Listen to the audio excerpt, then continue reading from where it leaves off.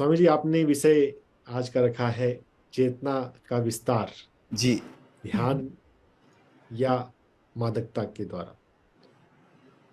तो चेतना के विस्तार के मुख्य टॉपिक पर आने से पहले हम पहले चेतना, कॉन्शसनेस के बारे में थोड़ा बताएं। कॉन्शसनेस किसे कहते हैं? चेतना क्या है? चेतना जानने की क्षमता, द कैपेसिटी टू नो। हमारे भीतर वह कौन सा तत्व है जो जान रहा है। माना कि इंद्रियों के माध्यम से जान रहा है, लेकिन वह जानने वाला कौन है? तो उसको भगवान कृष्ण ने गीता में अंतर्यामी कह के पुकारा है। तो हमारे भीतर जो ऑब्जर्वेशन की क्षमता है उसका नाम चेतना है। प्राचीन जमाने से जो पदार्थवादी लोग हैं, मटेरियलिस्टिक एटीट्यूड वाले, वे मानते हैं कि मस्तिष्क के द्वारा चेतना उत्पन्न होती है। यानी पदार्थ से, मैटर से हमारा शरीर बना है, उसमें मस्तिष्क उत्पन्न हुआ और मस्तिष्क का एक बाई प्रोडक्ट है चेतना। ऐसी पुरानी सोच थी, लेकिन आधुनिक वैज्ञानिक सोच, मनोवैज्ञानिक सोच बिल्कुल अलग हो गई है और वह अध्यात्म के ऋषियों द्वारा जो बात कही गई थी उसकी तरफ आने लगी है कि चेतना की अपनी स्वतंत्र सत्ता है। वह व्यक्तिगत नहीं है, वह ब्रह्म चैतन्य, कॉस्मिक कॉन्शसनेस, सारे अस्तित्व का चैतन्य है। हमारे भीतर भी वही प्रकट हो रहा है, उसका एक छोटा छोटा अंश, लेकिन है वह एक अखंड ब्रह्म चैतन्य। तो धीरे धीरे मटेरियलिस्टिक एटीट्यूड वाले साइंटिस्ट भी अब इस ओर तरफ जा रहे हैं और उस बारे में आज मैं चर्चा करूंगा कि पहले हमारी जो धारणा थी बिल्कुल गलत थी, विशेषकर पदार्थवादियों की। वे सोचते थे कि ब्रेन का एक बाई प्रोडक्ट है चेतना, ब्रेन के थ्रू, इस शरीर के थ्रू है, लेकिन उसकी स्वतंत्र सत्ता है अपने आप में। तो इसमें हम विस्तार से बात करेंगे। जी, बहुत बढ़िया। समझिए, जो भूमिका बन रही है चेतना की, हमें अपने चेतना का विस्तार करना चाहिए। अध्यात्म में हम ऐसा सुनते हैं। अगर चेतना का विस्तार, मतलब वैसे तो चेतना को समझने के बाद पता चलेगा कि और कोई पॉसिबिलिटी वास्तव में है क्या, तो संभवतया वो है नहीं। चेतना का विस्तार हम अपने जीवन में किन किन आयामों से कर सकते हैं, कैसे करते हैं? ठीक है, इस विषय पर, इस गंभीर विषय पर आने के पहले थोड़ी सी कुछ हल्की फुल्की बात कहूँ। हंसी मजाक की भी है, लेकिन इशारा उसका बड़ा गहरा है। एक जरूर छोटी सी जरूर। कहानी है। यूरोप के कोई लोग अरब देशों में रेगिस्तान में भ्रमण के लिए आए थे। ये घटना 300-400 साल पुरानी है। उस जमाने में रेगिस्तान में लोगों की हालत बड़ी ख़राब थी। पीने के लिए पानी नहीं हुआ करता था, हरियाली नाम की तो कोई चीज़ नहीं होती थी। बड़ी कठिनाइयों में जीते थे। तो यूरोप से आए हुए वे लोग, उनकी कुछ मित्रता हो गई घूमते फिरते वहाँ पर, और उनने सोचा कि इन लोगों को भी हम अपने शहर में ले चलें, इनको दिखाएं कि कैसी हरी भरी ज़मीन है, कितने बड़े बड़े वृक्ष होते हैं, फूल खिलते हैं, फल लगते हैं, खूब खाने पीने को है, और पानी की तो नदियाँ बहती हैं। यहाँ तो पानी की बूंद बूंद के लिए तरसते हैं। उन लोगों को भरोसा ना हुआ कि पानी और बहता है, तो सोच ही नहीं सकते थे। वो भी बड़े उत्सुक थे। तो 3 लोगों को अपने साथ अपने देश लेकर आए। वो लोग हैरान हुए। पहली बार उन्होंने हरे भरे वृक्ष देखे, बड़े बड़े हरियाली भरे उद्यान देखे, और खासकर जिस होटल में वो रुके थे वहाँ उन्होंने खूब स्नान किया। ज़रूरत से कुछ ज़्यादा ही पानी पी रहे थे। इतना पानी उन्होंने ज़िंदगी में कभी नहीं देखा था। मुश्किल का दिन तब आया जब 1 हफ्ते के बाद उनकी रिटर्न यात्रा शुरू होनी थी। तो कारें आके खड़ी हैं उनको ले जाने के लिए, तैयारी है सब। बैलगाड़ियाँ, घोड़ा गाड़ियाँ उस ज़माने में चला करती थीं। तो उनका सामान लाद दिया गया है, लेकिन वो 3 आदमी गायब ही, मिल ही नहीं रहे। कहाँ गए? यहाँ वहाँ सब जगह खोज रहे, होटल में कहाँ गए कहाँ गए। बाद में पता चला कि वो बाथरूम में जाके वो नल की टोंटी उखाड़ रहे थे। उनसे पूछा, पागलो ये क्या कर रहे हो? बोले, हमारे रेगिस्तान में पानी की कमी है, ये गजब की चीज़ है टोंटी, बस इसको जरा सा घुमाओ पानी की जलधार निकलने लगती है। इसको हम ले जाएंगे तो चमत्कारी चीज़ है और रेगिस्तान में हमारी सारी समस्याएं हल हो जाएंगी। तब उनको समझाया गया कि पागलो, ये पानी नल की टोंटी से आ जरूर रहा है, लेकिन इसके पीछे एक बहुत बड़ा सिस्टम है। कहीं ऊंचे पर्वतों से नदियां बह के आ रही हैं, उन नदियों पे बांध बनाया गया है, डैम बनाया गया है, वहाँ से पानी को कहीं टंकी में भेजा जाता है, वहाँ टंकी से फिर यह नलों में आता है। नल खोलने से प्रकट जरूर होता है, लेकिन नल के कारण पैदा नहीं हो रहा। यह जल भंडार उसकी अपनी स्वतंत्र सत्ता है। तुम ये नल की टोंटी वहां ले जाके क्या करोगे? उससे कुछ भी नहीं निकलेगा।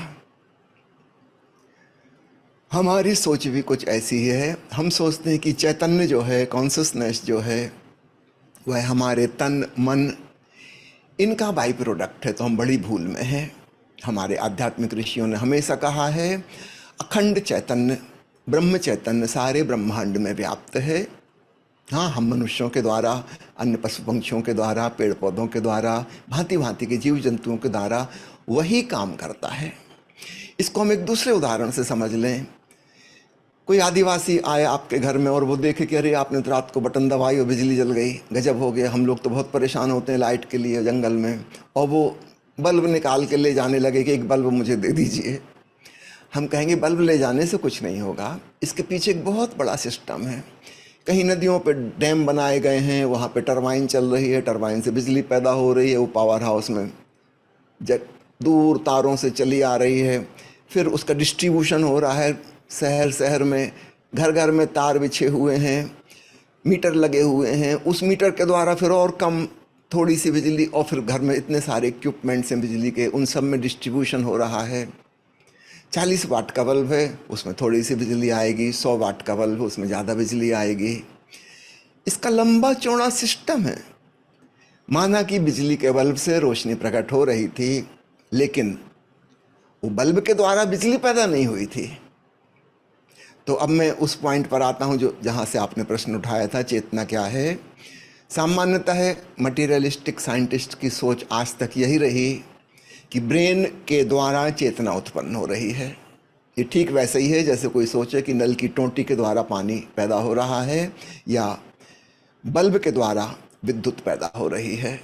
नहीं, वह जल भंडार, वह विद्युत का सिस्टम अथवा हमारे भीतर की चेतना, आत्मा, इसकी सत्ता प्राइमरी है, प्रथम है। ये तन मन बाद में आए और इनके द्वारा वह प्रकट होती है। एक छोटी सी घटना आपको बताऊं। कुछ वर्षों पहले अमेरिका में एक महिला हैं, मेडिकल कॉलेज में स्वयं विशेषज्ञ डॉक्टर हैं, उनका नाम है डॉक्टर टेलर। टेड टॉक पर इनका पूरा वर्णन है, आप उनके मुखारविंद से ही उनकी अपने जीवन की घटना सुनिएगा। मैं बहुत संक्षेप में बताता हूँ, उससे कुछ इशारा मिलेगा कि मैं किस तरफ की बात बताना चाह रहा हूँ। डॉक्टर टेलर एक दिन अपने बाथरूम में स्नान कर रही थी और उनको अचानक लगा कि कुछ डिजीनेस, चक्कर सा आ रहा है। उस समय तो नहीं पता था कि क्या हो रहा है। वास्तव में उनके लेफ्ट साइड के हेमिस्फीयर में, ब्रेन में एक छोटी सी कैपिलरी से लीकेज शुरू हो गई थी, ब्रेन हीमोरेज शुरू हो गया था। लेकिन वो सडन नहीं हुआ था, बड़ी आर्टरी में नहीं हुआ था, इसलिए वो अचानक बेहोश नहीं हुई। बेहोश होने में करीब 15-20 मिनट लगे। धीरे धीरे बहुत छोटी कैपिलरी से लीकेज हो रही ब्लड की। उनको थोड़ा चक्कर सा लगा। उन्होंने दीवार का सहारा लिया, हाथ लगाया उसमें, और एक विचित्र घटना घटी। उनको ऐसे लगा कि उनका हाथ और दीवार अलग अलग नहीं हैं, एक ही हैं। और फिर ऐसा ही लगा कि पैर के पंजे जहाँ टब बाथ में लगे हुए थे, वो टब के साथ एक हो गए हैं। अगले क्षण एहसास हुआ कि इस पूरे मकान के साथ मैं एक हूँ, अलग थलग नहीं हूँ। और 2-3 सेकंड में ऐसा लगा कि पूरे ब्रह्मांड के साथ में जुड़ी हुई हूँ। समझ में नहीं आ रहा था क्या हो रहा है। अद्भुत शांति और परम आनंद का अनुभव हुआ। उन्होंने बाद में फिर बताया कि निर्वाण शब्द मैंने सुना था कि परमानंद की अवस्था होती है, मुझे निर्वाण की झलक मिली। फिर वे किसी प्रकार दीवार का सहारा लेते लेते बाहर आईं। उन्होंने हॉस्पिटल फ़ोन किया अपने डिपार्टमेंट में ही, लेकिन फ़ोन करते समय एक अजीब घटना घटी। उनको फ़ोन के नंबर समझ नहीं आ रहे। वो हमारा जो लेफ़्ट साइड का ब्रेन है वो गणितीय है, अंकों वाला है, तर्क वाला है, विचार वाला है, विश्लेषण वाला है, तर्क शक्ति वाला है। तो अंक भूल गई वो, 2 या 4 या 0 कैसे होते हैं ये नहीं पता, लेकिन पिक्चोरियल ब्रेन जो राइट साइड वाला है वो काम कर रहा है। हमारे दाहिनी तरफ का मस्तिष्क में सोच विचार नहीं है, वहाँ पर भाव होते हैं, कला वहाँ से पैदा होती हैं। हम जिनको बहुत प्रतिभाशाली लोग कहते हैं उनका राइट साइड ब्रेन ज़्यादा एक्टिव होता है। तो इनको चित्र दिख रहा है कि 0 ऐसा होता है, 2 ऐसा होता है। 0 और 2 ये अंक वो भूल गई, ये शब्द भूल गई। ये लेफ्ट ब्रेन में थे। लेफ्ट ब्रेन में हीमोरेज हो रही है, लेफ्ट ब्रेन ने काम करना बंद कर दिया है। अगले 5-7 मिनट तक उनका राइट ब्रेन ठीक से काम करता रहा, वो पूरी बेहोश नहीं थी। तो उन्होंने अपने लेटर पैड में से नंबर देखे फ़ोन के, हॉस्पिटल के, और वही फ़ोन में देख के उसको डायल किया। अस्पताल फ़ोन लग गया। अब इन्होंने अपनी स्थिति बयां करने की कोशिश की। वहाँ उनके असिस्टेंट नहीं उठाया था फ़ोन। वो क्या कह रहा है उसकी बात इनको कुछ समझ नहीं आ रही। भाषा से डिस्कनेक्ट हो गई। भाषा और लैंग्वेज से संबंधित सारी चीज़ें, शब्दों के अर्थ वो लेफ्ट ब्रेन में है। लेफ्ट ब्रेन ने काम करना बंद कर दिया और ये कुछ कह रही हैं जो उनके असिस्टेंट को समझ में नहीं आ रहा। सिर्फ आवाज़ निकल रही है, जैसे छोटे बच्चों की आवाज़ निकलती है वैसी आवाज़। वो तो घबरा गया कि मैडम को क्या हो गया। वो एम्बुलेंस लेके पहुँचे। तब तक ये बेहोश हो चुकी थी पूरी तरीके से। हॉस्पिटल ले जाया गया, डायग्नोसिस हुई, ब्रेन हीमोरेज हुआ है। कोई 6-7 साल तक ये बेहोश रहीं। चूँकि वो स्वयं ही मेडिकल कॉलेज में थी, एनाटॉमी डिपार्टमेंट में, और पर्टिकुलरली ब्रेन स्पेशलिस्ट थी। एनाटॉमी में भी उन्होंने जो सुपर स्पेशलाइजेशन किया था वो ब्रेन के बारे में किया था। संयोग की बात, उन्हीं के ब्रेन में ये खराबी पैदा हो गई। अमेरिका में थी, सारी सुविधाएं थी, मेडिकल फैसिलिटीज़ थी, इंश्योरेंस था, सब कुछ। तो 6-7 साल तक उनको उस हालत में ज़िंदा रखा गया। उसके बाद उन्हें होश वापस लौटना शुरू हुआ। धीरे धीरे ब्रेन ने काम करना शुरू किया, बॉडी फंक्शंस भी लौट आए, उठने बैठने लगीं, चलने फिरने लगीं। काफ़ी समय के बाद बोलना शुरू हुआ, फिर से शब्द, अर्थ, अंक वो सब समझ में आने लगे। नॉर्मल डायलॉग कम्युनिकेशन शुरू हो गया। और तब उन्होंने बताया कि इन 7 सालों में मैंने निर्वाण का अनुभव किया है, जिसके बारे में मैंने कहीं कहीं पढ़ा था कि कैसा होता है, परम आनंद की दशा। और मैं ये छोटा सा शरीर नहीं हूँ जैसे कि दिखाई देती हूँ, ये पूरा विश्व मैं ही हूँ, मैं इससे अलग थलग नहीं हूँ। और तब उनमें ये क्षमता आ गई। फिर तो बाद में उन्होंने अपनी ड्यूटी भी ज्वाइन करने लगी, पढ़ाने भी लगी जैसा नॉर्मल वे में करती थी। फिर उन्होंने टीवी पे इंटरव्यू देना शुरू की कि उनको क्या घटित हुआ है। जब लेफ्ट ब्रेन ने काम करना बंद कर दिया था, तब अचानक वो जो राइट ब्रेन बचा, जहाँ कोई विश्लेषण नहीं है, संश्लेषण है। विचार हमें तोड़ता है, खंडित करता है, हमें सीमित करता है। और दाहिने तरफ का जो मस्तिष्क है वो हमें जोड़ता है। हमारे देश में हम जिसको योग कहते हैं, विश्वात्मा से जोड़ का महसूस हुआ। मैं अखिल ब्रह्मांड हूँ, ऐसा एहसास हुआ। और परम शांति, परमानंद की दशा, अद्भुत, जो कभी नहीं जाना था। धीरे धीरे उनके अंदर ये क्षमता आ गई, वो जब चाहें लेफ्ट ब्रेन में शिफ्ट हो सकती हैं। अब कॉलेज में पढ़ाना है, कोई किताब पढ़नी है, कुछ लैंग्वेज का इस्तेमाल करना है, और जहाँ फुर्सत मिली अपने राइट ब्रेन में शिफ्ट हो जाती हैं, जहाँ शांति ही शांति है, आनंद ही आनंद है, सच्चिदानंद है। ये बात उन्होंने फिर टीवी इंटरव्यू में कहनी शुरू की, सबको बतानी शुरू की कि मैं ऐसा कर सकती हूँ। ये तो संयोग की बात, बीमारी की वजह से हुआ। आप लोग भी करके देखिए, शायद हो जाए। थोड़ी देर के लिए विचार अगर बंद हो जाएं, बस इतनी सी बात है, लेफ्ट ब्रेन का फंक्शन थोड़ा कम हो जाए। अचानक राइट ब्रेन, लेफ्ट ब्रेन में ईगो है, अहंकार है, मैं भाव है, और राइट ब्रेन में अहम भाव नहीं है, वहाँ ब्रह्म भाव है। तो मैं चाहूँगा टेड टॉक पर, यह बहुत प्रसिद्ध उनका व्याख्यान है, डॉक्टर टेलर उनका पूरा नाम है, ये आप खोजेंगे तो तुरंत मिल जाएगा। उनके मुखारबिंद से पूरी बात सुनिएगा।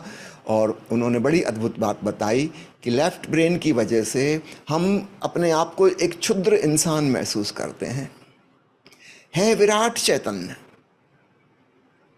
लेकिन यहाँ से फिल्टर होकर चीज़ें आती हैं और बहुत कम हम तक पहुँचता है।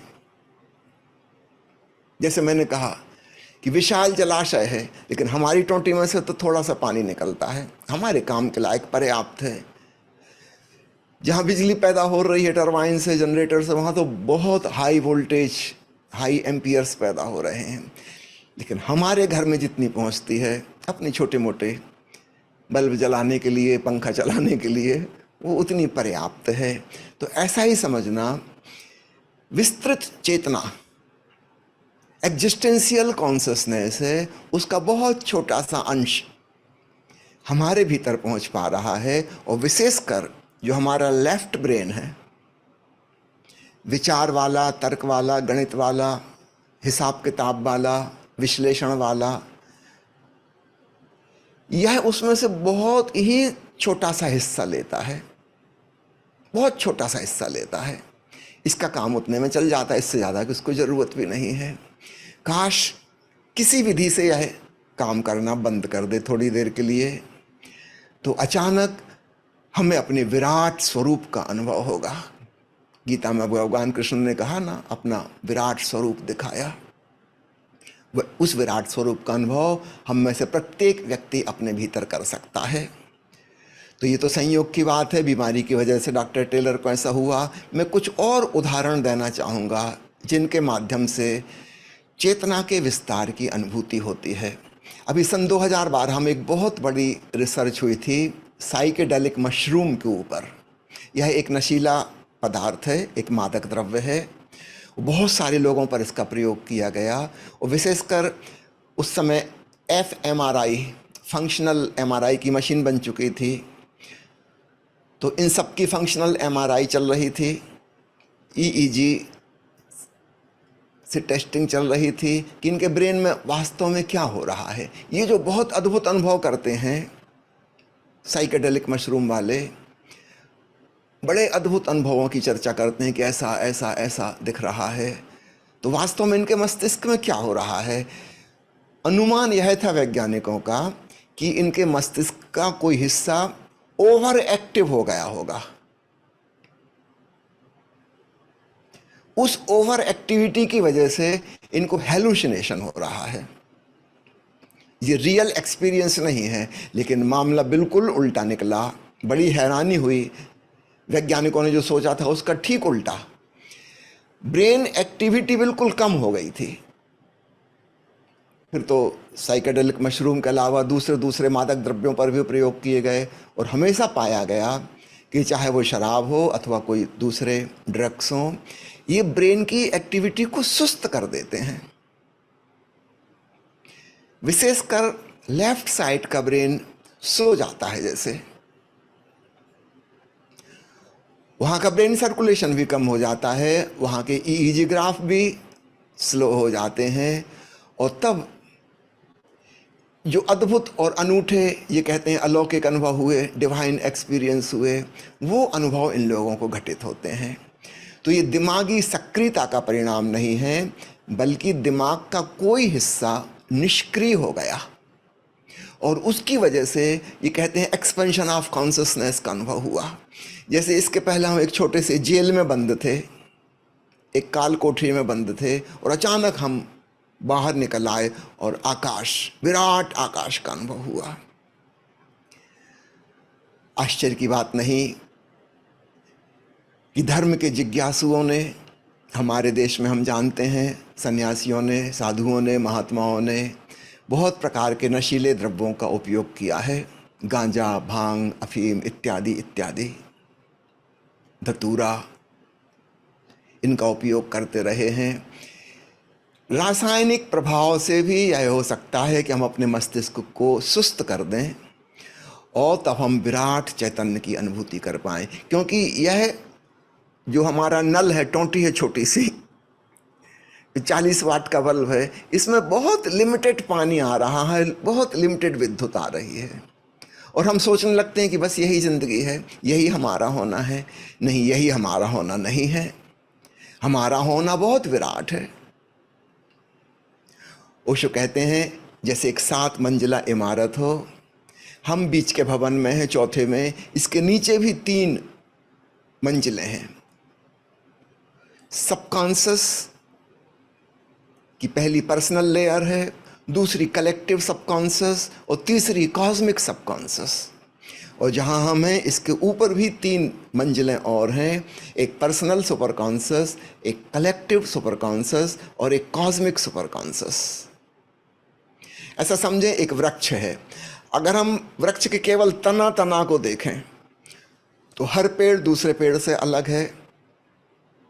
ठीक है, कोई 2 इंच मोटा है, कोई 4 इंच मोटा है, कोई 4 फुट मोटा है, बस छोटे छोटे छोटे छोटे तने हैं। अगर हम वृक्ष को वैसा ही समझें तो काश हम वृक्ष के नीचे खुदाई करें, तब हम पाएंगे अरे ये तने में से तो कई जड़ें निकली, कई शाखाएं निकली, उन शाखाओं में से उपशाखाएं निकली, उनमें से और छोटे छोटी मूल तंतु निकले, वो तो पूरी जमीन से जुड़े हुए हैं। और अगर ऊपर जाएं तब भी हम देखते हैं कि शाखाएं, शाखाओं की प्रशाखाएं, प्रशाखाओं की और छोटी छोटी डालियां, छोटी छोटी टहनियां, फिर हजारों लाखों पत्ते, फल और फूल आकाश से जुड़े हुए हैं, सूरज से जुड़े हुए हैं, वायुमंडल से जुड़े हुए हैं। तो वास्तव में पेड़ क्या है?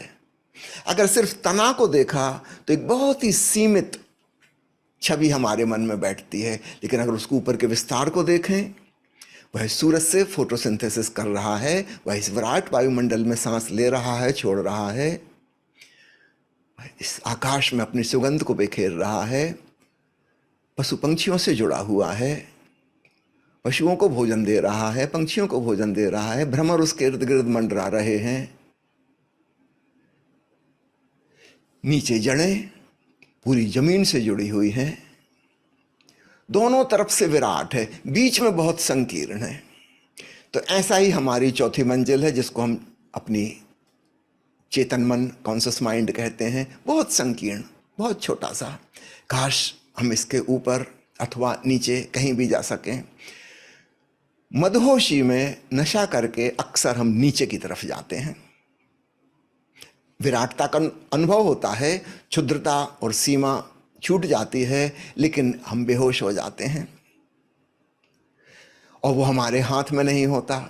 हम रासायनिक प्रभाव के गुलाम हो जाते हैं, फिर हम एडिक्टेड हो जाएंगे बार बार उस अनुभव में जाने के लिए। और आज जितने एक पैक शराब से काम चला था, कल एक पैक से नहीं चलेगा, कल 2 पैक लेनी पड़ेगी, हफ्ते भर बाद फिर 3 पैक लेनी पड़ेगी। मात्रा बढ़ती जाएगी, साइड इफ़ेक्ट्स बढ़ते जाएंगे, हेल्थ को नुकसान होगा और हम डिपेंडेंट होंगे। वो अनुभव हम अपने आप नहीं कर रहे हैं। ध्यान में उन अनुभवों में हम स्वयं अपने प्रयास से पहुंचते हैं, हमने किसी रसायन की मदद नहीं ली, ये कोई केमिकल नहीं है। इसके पहले कि हम ध्यान में उस विस्तार का कैसे अनुभव करते हैं, थोड़ी सी और कुछ बातें आप सबको बताना चाहूँगा। और चूँकि डॉक्टर्स हैं इसलिए आपको काफ़ी कुछ पता ही होगा, मैं बहुत शार्ट में कहूँगा। आपने एक शब्द सुना होगा, Sawant syndrome, SAVANT, Sawant syndrome. इसका पुराना नाम था इडियट सिंड्रोम, इडियट सावंत।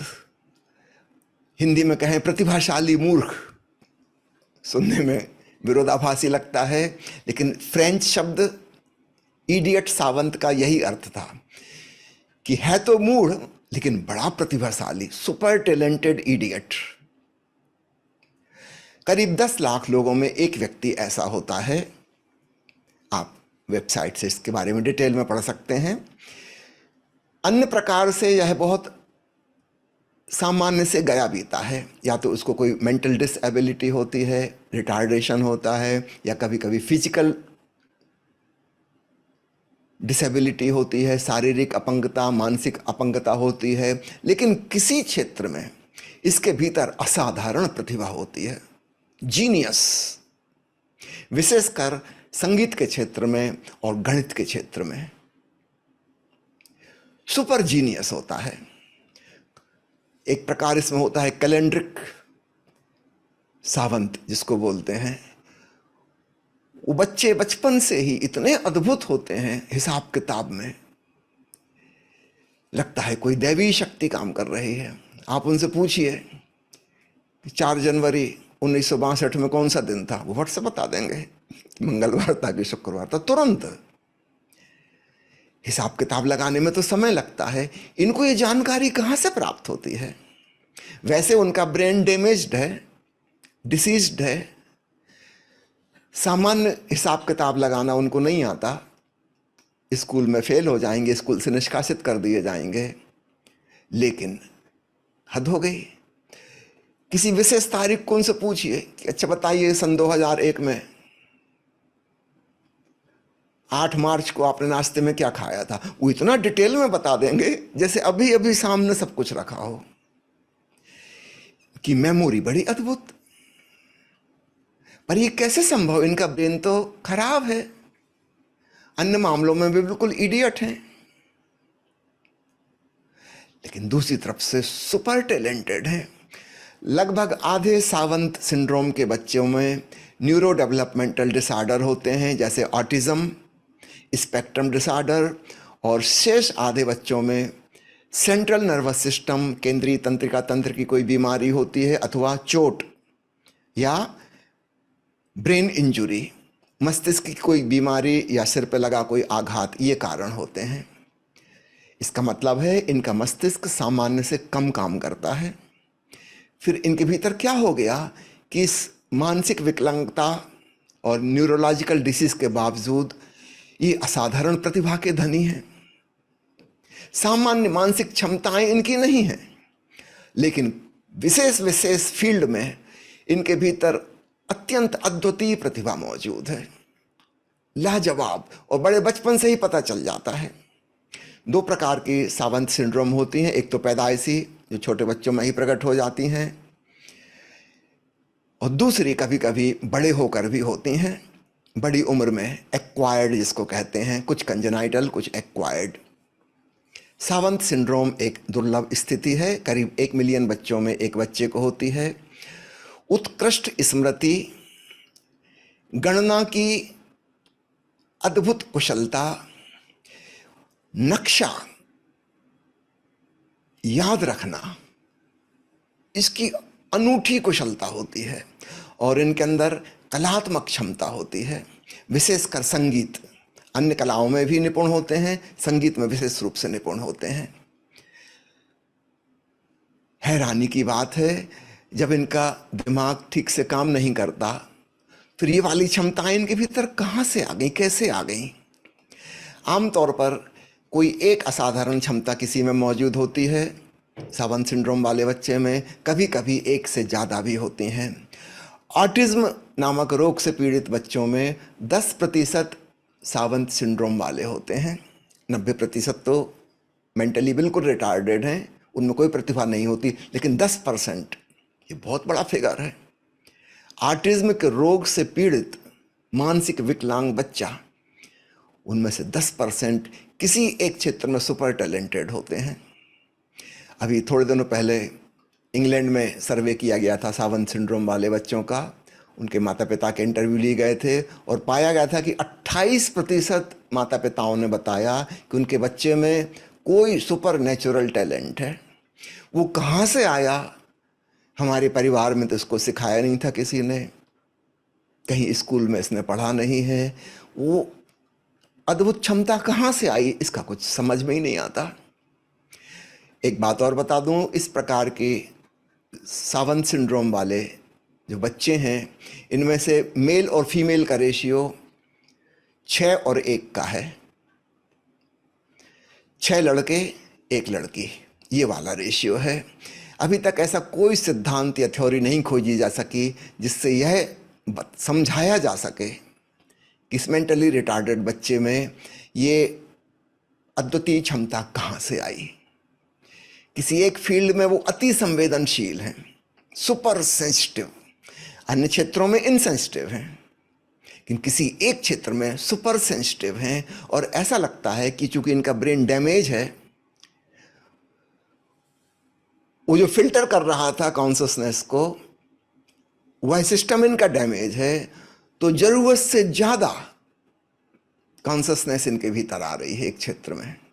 जैसे हमारी नल की टोंटी खराब हो जाए उसके भीतर का सिस्टम, और वो चालू हो जाए और धड़ल्ले से चलते ही रहे,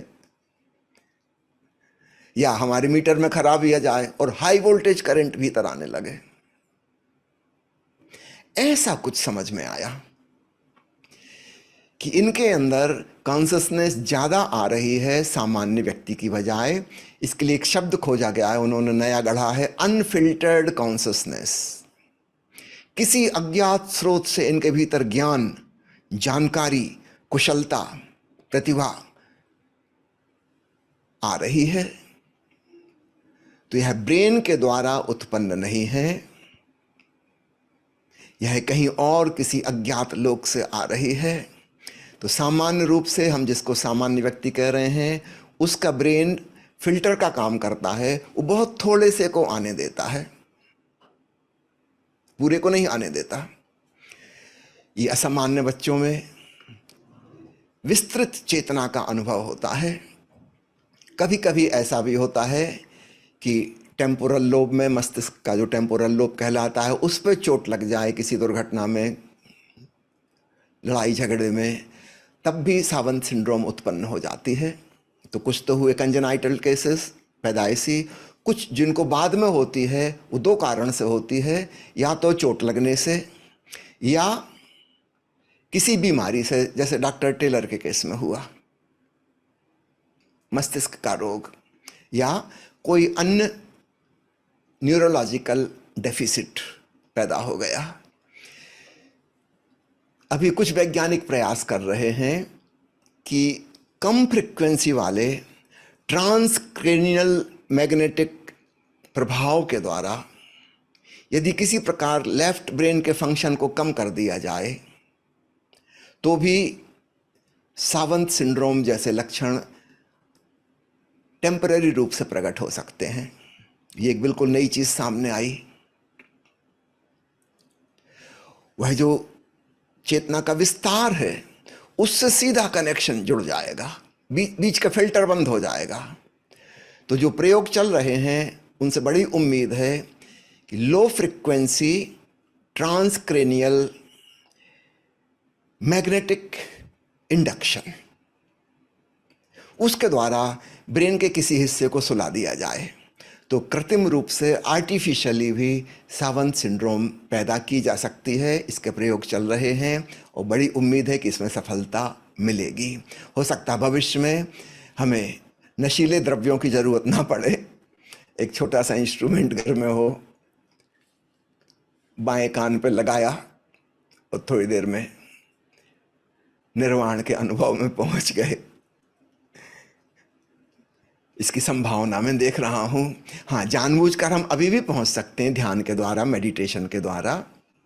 मेडिटेशन में इसी चीज को, लेफ्ट ब्रेन को निष्क्रिय करने के लिए दो चीज़ों का उपयोग करते हैं हम, या तो साक्षी भाव का या भक्ति भाव का। भक्ति भाव का अर्थ है हमारे भीतर वो जो इमोशनल हिस्सा है राइट ब्रेन का, उस तरफ हमारी सारी जीवन ऊर्जा शिफ्ट हो जाए, अर्थात बायां हिस्सा काम करना कम कर देगा। हम भाव में डूब जाएं, भक्ति भाव में, तो भी हमारे विचार कम हो जाते हैं, या विचारों के हम साक्षी हो जाएं, जिसको हम ध्यान कहें, योग कहें, दृष्टा भाव कहें। महर्षि पतंजलि ने योग को दृष्टा भाव कहा है। योग शास्त्र में पहली ही पंक्ति में वो कह देते हैं दृष्टा होना है। अगर हम विचारों को दूर से देखें तो विचार एक स्क्रीन पे जैसे फिल्म चल रही हो वैसे चल रहे हैं। फिर ये देखने वाला कौन है? वो तो इनसे विलग हो गया, और जैसे ही वह विलग हुआ मस्तिष्क के साथ हमारा डिटैचमेंट हो गया। जैसे हम बिजली की किसी इक्विपमेंट को अनप्लग कर दें, सॉकेट से प्लग निकाल दें तो वो चलना बंद हो जाएगा। ठीक ऐसे ही जैसे ही हम डिटैच्ड ऑब्जर्वेशन में पहुँचे, साक्षी बने मन के, मन काम करना बंद कर देता है।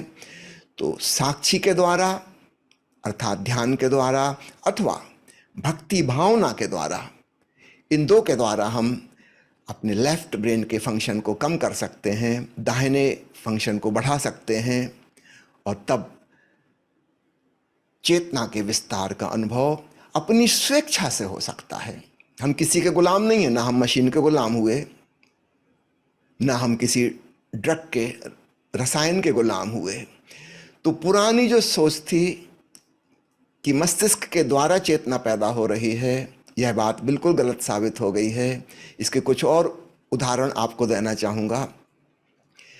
सामान्य इंद्रियों से प्राप्त जो जानकारी हमें है संसार की, जगत की, 20वीं सदी के पहले तक सारा विज्ञान उसी पर आधारित था।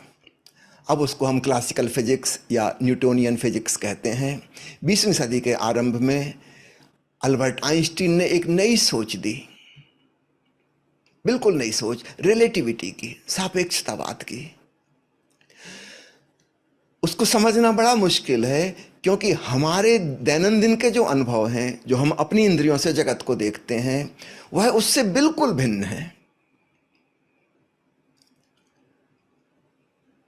सहमत होना बड़ा मुश्किल, आइंस्टीन को भी बहुत मुश्किल लगी अपनी बात समझाने में, लेकिन उसकी बात में सच्चाई थी, वह सिद्ध हुई और सारी दुनिया को मानना पड़ा।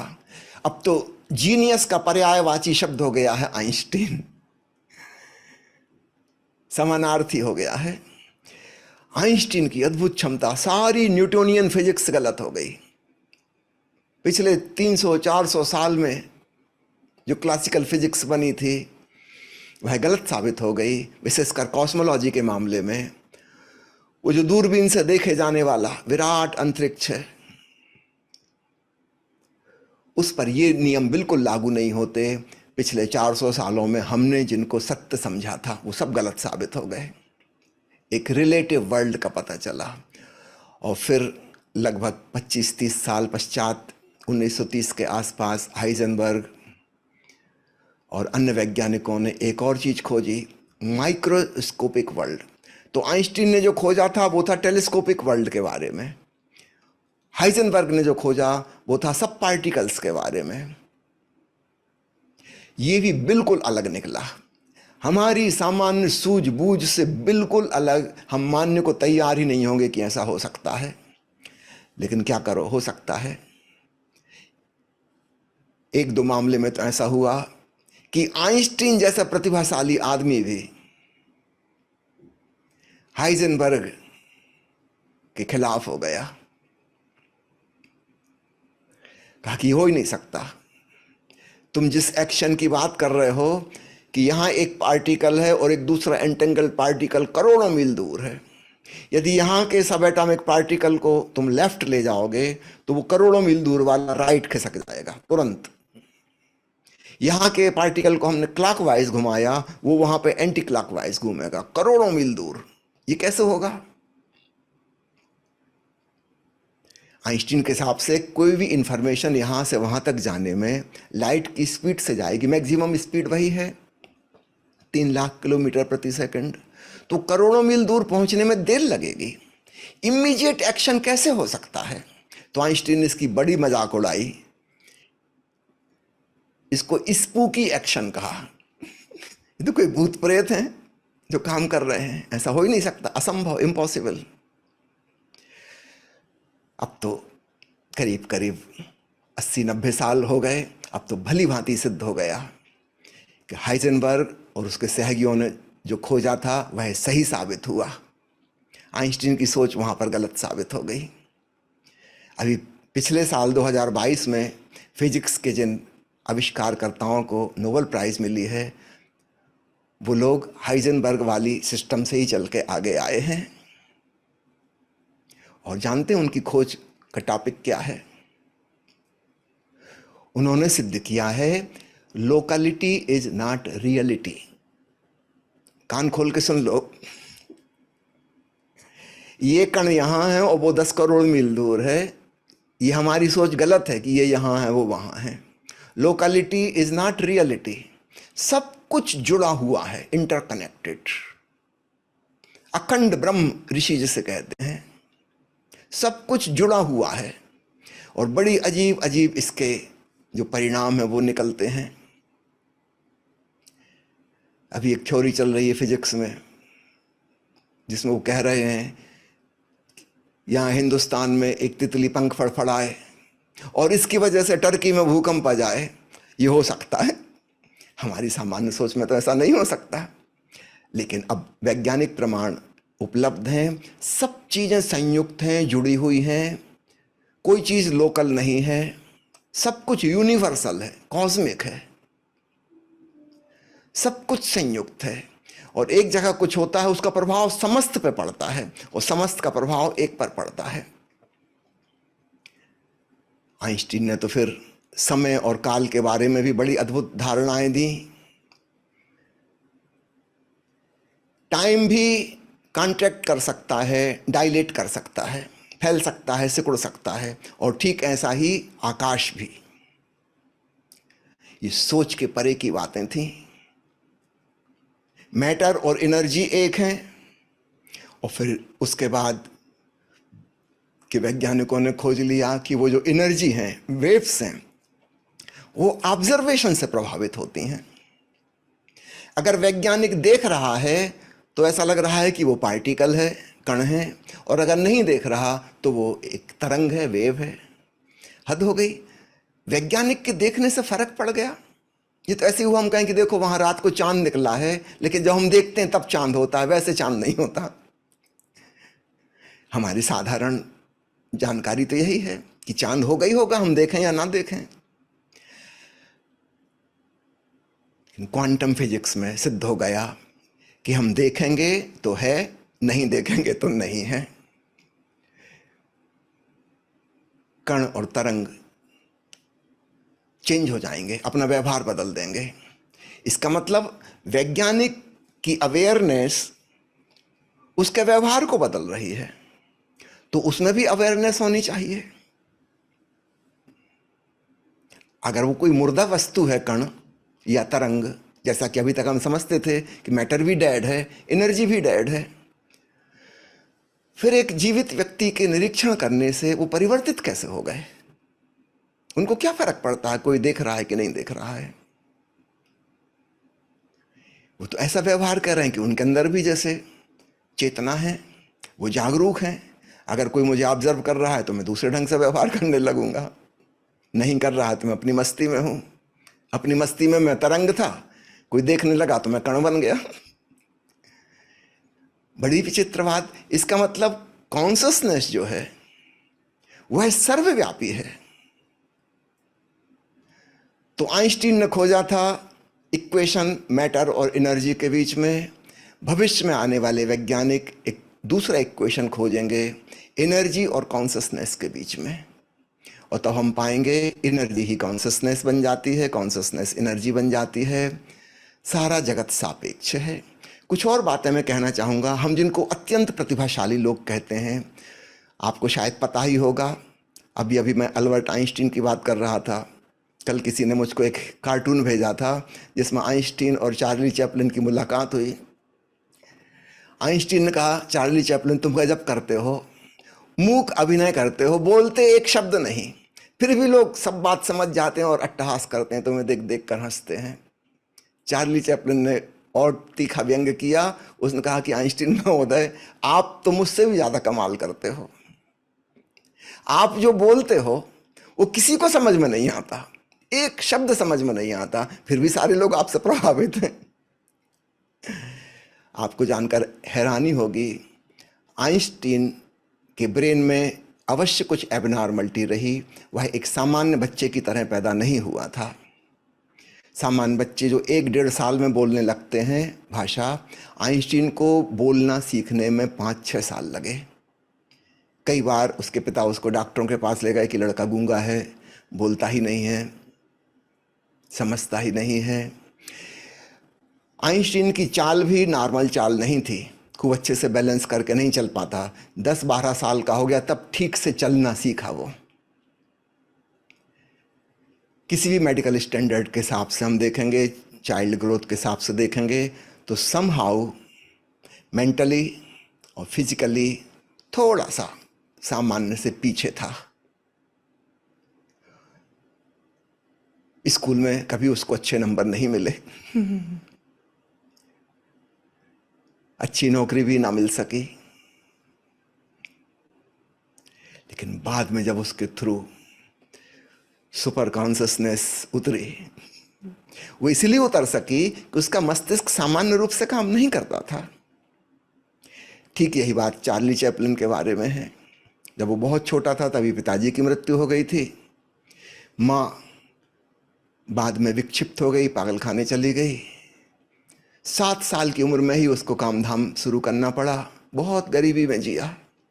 ये जो अद्भुत जीनियस पैदा हुआ है, इसके साथ आप कुछ कोरिलेट करिए। चार्ली चैपलिन की मदर पागल हो गई, आइंस्टीन का बेटा पागल हो गया। आप कोई लिख के बिठा पा रहे हैं?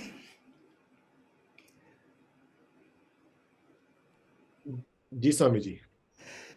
देयर वाज सम एबनॉर्मलिटी जो उनके डीएनए में, जीन्स में चली आ रही थी। शायद इनकी जो सुपर टैलेंटेड प्रतिभा है वह इसलिए प्रकट हो पाई, अन्यथा नहीं हो पाती। थॉमस अल्वा एडिशन, जिसके नाम सबसे ज़्यादा पेटेंट हुए उस जमाने में, लगभग 1050 से भी अधिक, उसका कान खराब था, बचपन से उसको सुनाई नहीं देता था। कोई कंडक्शन डिफेक्ट नहीं था, इसका मतलब न्यूरोलॉजिकल डिफेक्ट था, ब्रेन में कुछ गड़बड़ थी, उसको सुनाई नहीं देता था। स्कूल भेजा गया उसको। 12 सप्ताह के बाद टीचर ने कागज पर नोट लिख के दिया, कहा कि अपने पेरेंट्स को दे देना। उसने आके घर में माँ को दिखाया, वो तो पढ़ नहीं सकता था कि क्या लिखा है टीचर ने। माँ ने खुशी में अपने बच्चे को गोद में उठा लिया, कहा कि शाबाश बेटा, तुम्हारी मैडम ने लिखा है कि इस बच्चे को स्कूल भेजने की ज़रूरत नहीं है, यह तो इतना होशियार है, हम स्कूल में इसको क्या पढ़ाएंगे, हमारा स्कूल इसके लायक नहीं है, तो कल से तुम स्कूल जाने की ज़रूरत नहीं, प्रसन्न हो जाओ, मैं घर में ही तुमको थोड़ा बहुत कुछ पढ़ा दिया करूँगी। जब माँ की मृत्यु हुई कोई 40 साल बाद, तब माँ के कपड़ों की अलमारी की सफाई करते हुए एडिसन को वो कागज़ मिला। वो कहीं कपड़ों के नीचे माँ ने दबा कर रखा था। एडिसन ने पढ़ा, उसमें लिखा था कि तुम्हारा बेटा बिल्कुल नालायक है, ही इज एन इडियट, इसको स्कूल मत भेजो, इसका भी समय खराब होगा, हमारा भी समय खराब होगा, दूसरे बच्चों को खराब होगा, ये कुछ नहीं सीख सकता, he is good for nothing, इससे कोई आशा मत करना। ये लिखा था मैडम ने। माँ ने कभी ये वाली बात बताई ही नहीं। माँ ने तो बात को बिल्कुल पलट दिया, उल्टा कर दिया। कहा कि बेटा वो स्कूल तुम्हारे लायक नहीं, तुम बहुत होशियार हो, अब तुम घर में ही रहो। ये वही एडिशन है जिसके आविष्कारक, बड़े से बड़े आविष्कारक जिसे कहा जाता है आज तक का। ठीक ऐसे ही बात आप अन्य लोगों को देखिए। निकोला टेस्ला एडिसन के ही जमाने का वैज्ञानिक था, जिसने एसी करंट खोजा। आज हम वही बिजली उपयोग कर रहे हैं। उसके बचपन की कहानी देखो तो आप पाओगे एक सामान्य बच्चे से गया बीता है। रविन्द्रनाथ टैगोर के घर में एक नियम था, एक बड़ा रजिस्टर था, जिसमें घर के जो बड़े बुजुर्ग हैं वो नोट किया करते थे परिवार के लोग, क्योंकि उनका बहुत बड़ा संयुक्त परिवार था, करीब करीब 100 लोग थे। तो कौन बच्चा कैसा कर रहा है, क्या उम्मीद है, क्या आशा है, वो रजिस्टर अभी भी मौजूद है।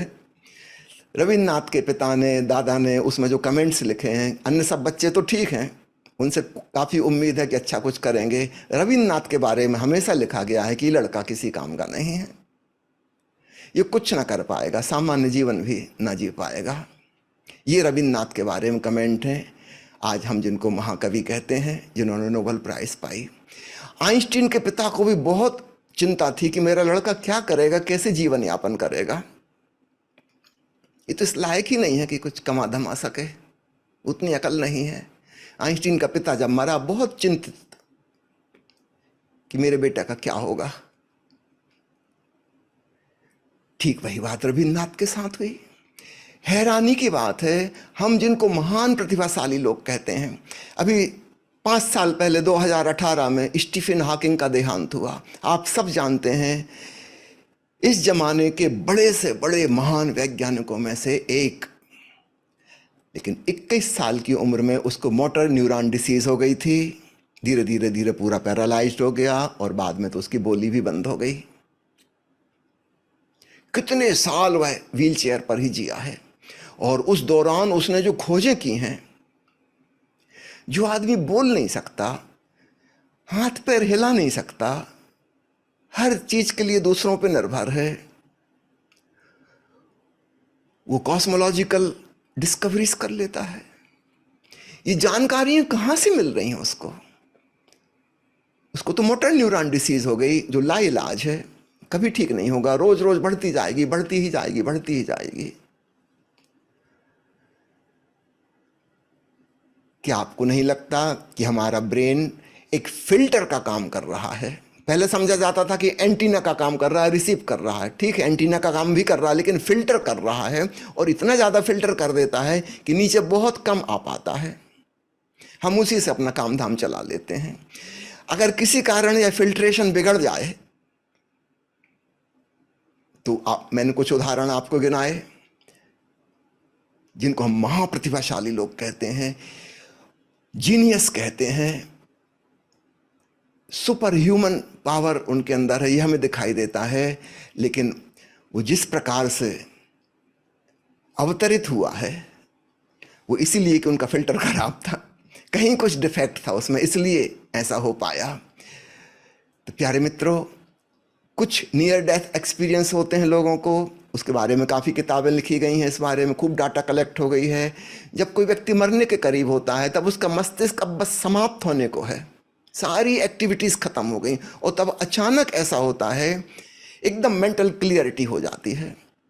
हमारे देश में कहते भी हैं, जैसे कोई दीपक बुझने वाला हो, उसका तेल खत्म हो रहा है, अचानक भभक के जलता है।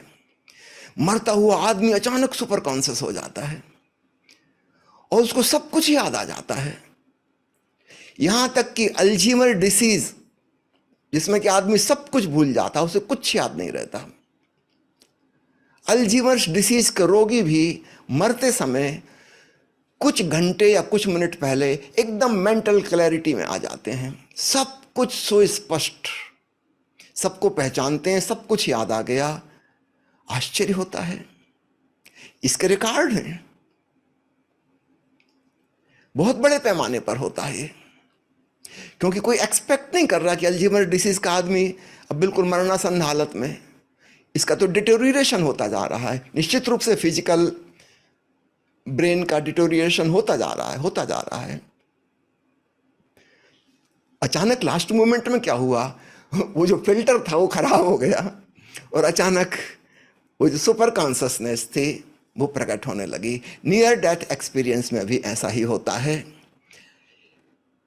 बहुत लोग जिनको मैंने कहा इस प्रकार की साइकिक एबिलिटीज वाले होते हैं, सुपर नॉर्मल एबिलिटीज, विशेषकर रिमोट व्यूइंग, टेलीपैथी, प्रिकग्निशन, साइकोकाइनेसिस, इस प्रकार की विचित्र अद्भुत क्षमताएं जिनके भीतर होती हैं, जिनका कोई काज एंड इफेक्ट रिलेशनशिप नहीं खोजा जा सकता कि कैसे हो रहा है। अगर हम यह समझ लें कि वह सुपर कॉन्शसनेस जो सर्वव्यापी है, वह इंडिविजुअली मेरी, आपकी या किसी की नहीं है, हाँ, हमारे मस्तिष्क के द्वारा उससे जानकारी प्राप्त हो रही है, पर इसके बिना भी हो सकती है। हमने बहुत सारे बच्चों पर मिड ब्रेन एक्टिवेशन का प्रयोग किया और 3 दिन के एक्सपेरिमेंट में 90% बच्चे अपनी सारी इंद्रियों को बंद करके भी जान सकते हैं। आंखों पर उनके पट्टी बांधी गई है, मोटी पैड लगा दी गई है काले रंग की, उनको कुछ भी नहीं दिखाई दे रहा और वो छू के बता सकते हैं कि कौन से रंग की चीज है। कान के पास ले जाके किताब वो पढ़ सकते हैं कान से, किताब में क्या लिखा है। हद हो गई। एक्स्ट्रा सेंसरी परसेप्शन, इसका मतलब आंख के बिना भी देखा जा सकता है। उस चैतन्य में देखने की शक्ति है, उस चैतन्य में सुनने की शक्ति है, बिना कान के भी सुन सकते हैं, समझ सकते हैं, बिना हाथ के छू सकते हैं। ये जो मिड ब्रेन एक्टिवेशन जिन बच्चों का किया जाता है 3-4 दिन के प्रयोग में, उनमें ये क्षमता आ जाती है। वो बिना छुए बता सकते हैं कोई चीज कैसी है, कोमल है, कठोर है। आश्चर्य होता कैसे पता लग गया। और जिन लोगों ने 15-20 दिन प्रयोग किया है घर जाके भी कंटिन्यूटी में, वो दीवार के उस पार क्या है, दूसरे कमरे में क्या है, वो भी बता सकते हैं। कैसे पता चला? चेतना के लिए दीवार कोई रोकथाम नहीं करती। जैसे हम जानते हैं एक्सरे हमारे शरीर की मांसपेशियों से, त्वचा से गुजर जाती है, सिर्फ हड्डियों से नहीं गुजर पाती। बाकी का शरीर एक्सरे के लिए ट्रांसपेरेंट है, प्रकाश की किरणों के लिए ट्रांसपेरेंट नहीं है, एक्सरे के लिए ट्रांसपेरेंट है।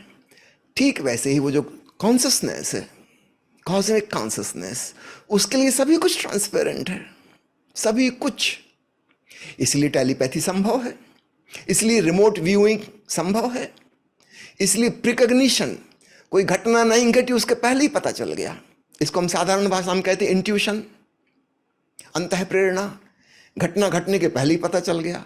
इसका मतलब भविष्य हम जो सोचते हैं कि अभी हुआ नहीं है, वो कहीं पे हो चुका है, उसकी खबर मिल गई। साइकोकाइनेसिस, विचार के द्वारा किसी वस्तु में मूवमेंट पैदा कर देना, ये सब संभव है। हमें यह समझना होगा कि चेतना बहुत विस्तृत है। हमें चेतना का विस्तार करना नहीं है, वो ऑलरेडी विस्तृत है। हमारे भीतर जो लोकलाइज्ड कॉन्शसनेस आ गई है, इस फिल्टर के माध्यम से, इस फिल्टर से थोड़ा ऊपर उठने की हम कोशिश करें तो सामान्यतः किन्हीं बीमारियों में ऐसा होता है। मैंने आपको बहुत सारे उदाहरण गिना दिए। जो सुपर टैलेंटेड लोग आज तक जितने भी हुए हैं, उनमें आप खोजना गौर से, कहीं ना कहीं कुछ डिफेक्टिव है। ठीक है, इतना डिफेक्टिव नहीं कि हम उसको बीमारी की कैटेगरी में रखें। अभी तो साइकोलॉजिस्ट ने भी स्वीकार कर लिया है कि सावंत सिंड्रोम को बीमारी की कैटेगरी में नहीं रखेंगे। ये दुर्भाग्य नहीं, ये तो सौभाग्य है एक प्रकार का।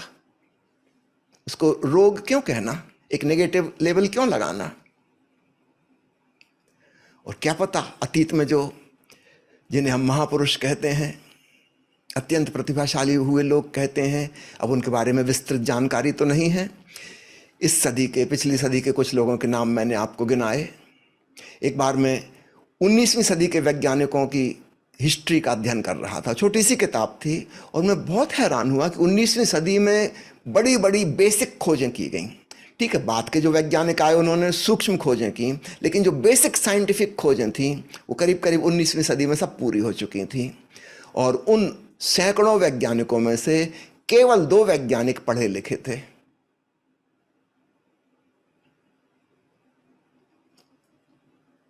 केवल 2 वैज्ञानिक पढ़े लिखे थे, अमीर घर के थे। बाकी की 98% गरीब घरों से थे, मध्यम परिवार से थे, पढ़ाई लिखाई की कोई सुविधा नहीं थी, या बस प्राइमरी स्कूल पढ़े थे। सारे आविष्कार उन्होंने किए। इसका ठीक उल्टा भी देख लो, बड़ी बड़ी यूनिवर्सिटियों में इतना रिसर्च वर्क हो रहा है, अरबों खरबों रुपया खर्च हो रहा है, सारे विश्व का हम हिसाब लगाएं तो यूनिवर्सिटी के रिसर्च में, और कभी किसी यूनिवर्सिटी के रिसर्च से कोई भी मौलिक आविष्कार निकल कर नहीं आया। यदा कदा कभी आता हो तो आता हो, अक्सर वो चुराया हुआ होता है, पता चलता है बाद में। किसी अनपढ़ ग्रामीण आदमी ने खोज की थी, अब उसके पास तो ये क्षमता नहीं थी कि वो उसको पब्लिसाइज कर सके, बता सके। उसका आइडिया किसी ने चुरा के यूनिवर्सिटी में फिर यूज कर लिया।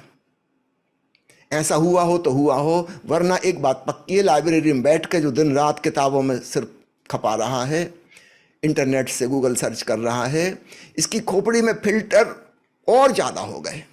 विचार विचार विचार, जानकारी ही जानकारी, जानकारी की परत दर परत जम गई। अब उसमें से सुपर कॉन्शसनेस फ्लो नहीं हो सकती। डॉक्टर टेलर की एक बात पुनः अंत में याद दिला दूं आपको। लेफ्ट ब्रेन में अहम अनुभूति होती है, हम अपने आप को एक इंडिविजुअल, एक पर्सन, एक व्यक्तित्व के रूप में महसूस करते हैं, और राइट ब्रेन से वो व्यक्तित्व डिसॉल्व हो जाता है और हम समष्टि के साथ एक हो जाते हैं। यहाँ पे व्यक्ति नहीं बसता, समष्टि, पूरा ब्रह्मांड। जिन ऋषियों ने कहा अहम ब्रह्मास्मि, उन्होंने ऐसे ही अनुभव में कहा होगा। यह ध्यान के द्वारा संभव है। अब हम इसका इंतजार तो नहीं करेंगे कि हमारे ब्रेन में बीमारी हो जाए, कि दुर्घटना में सिर में चोट लग जाए। नहीं, इसकी कोई ज़रूरत नहीं है और ना ही कोई ड्रग्स लेने की ज़रूरत है। ओशो की एक किताब है, छोटी सी booklet, LSD if shortcut to false samadhi. उसमें उन्होंने आगाह किया है किसी प्रकार के रासायनिक द्रव्यों में नहीं उलझना, क्योंकि उसमें एडिक्शन होगा, तुम उसके निर्भर हो जाओगे और उसके साइड इफ़ेक्ट होंगे और तुम उसके मालिक नहीं होगे, तुम उसके गुलाम बन जाओगे। ध्यान के द्वारा, मेडिटेशन के द्वारा यह बहुत आसानी से संभव है। और मैंने बताया दो मुख्य विधियां हैं, या तो हम अपने तन मन के साक्षी बन जाएं तो हम उस सुपर कॉन्शसनेस में पहुंच गए, वही है साक्षी, इस तन मन में क्या हो रहा है उसका, इसके ऊपर जो है। या हम अपनी भक्ति भाव को, हृदय को मौका दें। हम जिसको सामान्य भाषा में हृदय कहते हैं, भाव शक्ति कहते हैं, वास्तव में वह राइट ब्रेन हेमिस्फीयर है।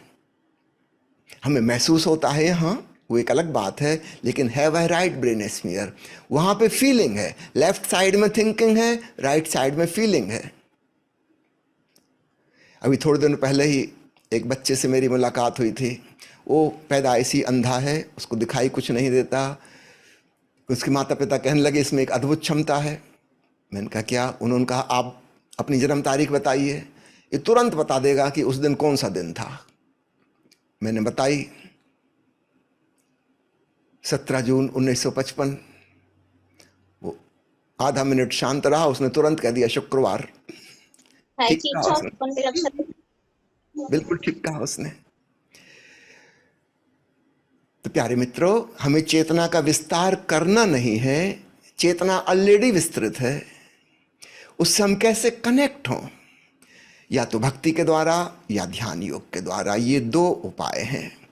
तो आज की चर्चा को मैं यहीं समाप्त करता हूँ और रंजन जी आपसे पूछता हूँ, अगर समय अनुमति देता हो तो हम आगे ध्यान का एक छोटा सा प्रयोग कर लें, अन्यथा समाप्त कर दें।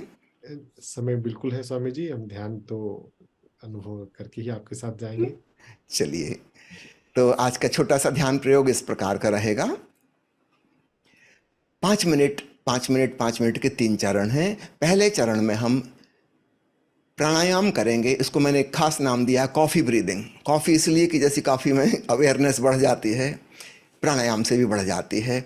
छोड़ने पर जोर होगा, सांस लेने पर नहीं। झटके के संग छोड़ेंगे, संगीत की रिदम के साथ, म्यूजिक के साथ हम सांस छोड़ेंगे तीव्र गति से। और नाभि पे जो झटका महसूस होता है, पेट पे चकता है, उसका एहसास करेंगे।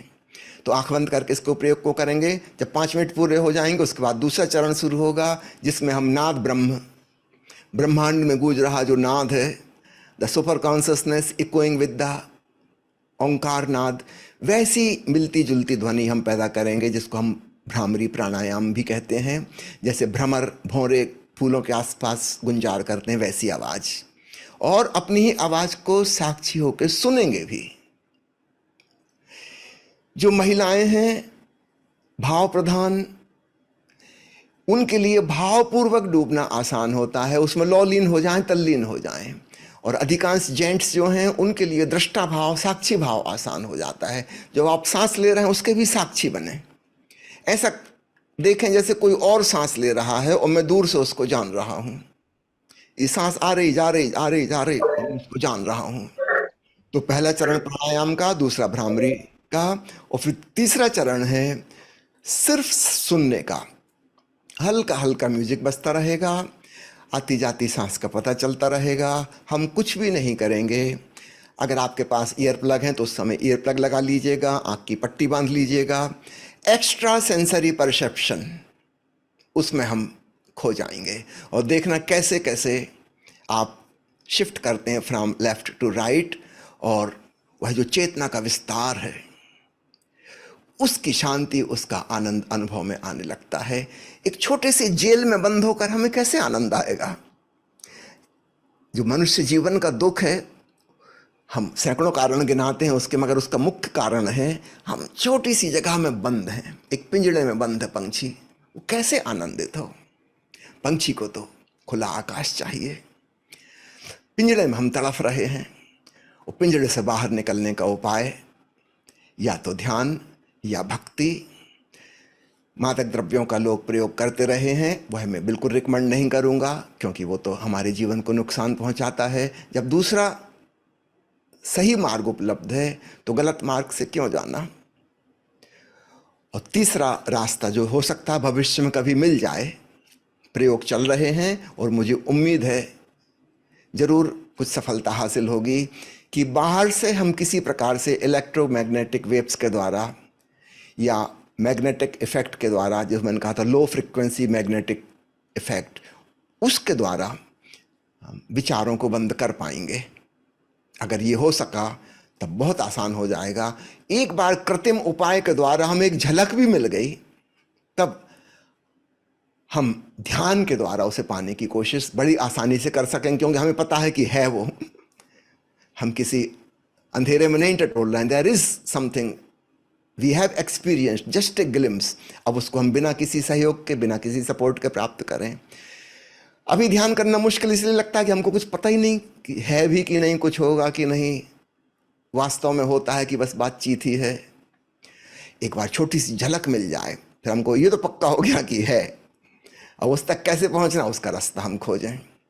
तो भविष्य में मैं उम्मीद करता हूं, केमिकल्स के द्वारा नहीं, लेकिन अगर किसी फिजिकल इक्विपमेंट के द्वारा यह संभव हुआ तो वह बहुत उपयोगी होगा। हम उसके एडिक्टेड भी नहीं होंगे और जब चाहें हम उसका यूज़ करके एक झलक प्राप्त कर सकते हैं। और तब हमारे भीतर कॉन्फिडेंस आ जाएगा कि वो अलौकिक अनुभव है, अब मैं ध्यान के द्वारा उसको पाऊं, तो हमारे भीतर का कॉन्फिडेंस बढ़ेगा।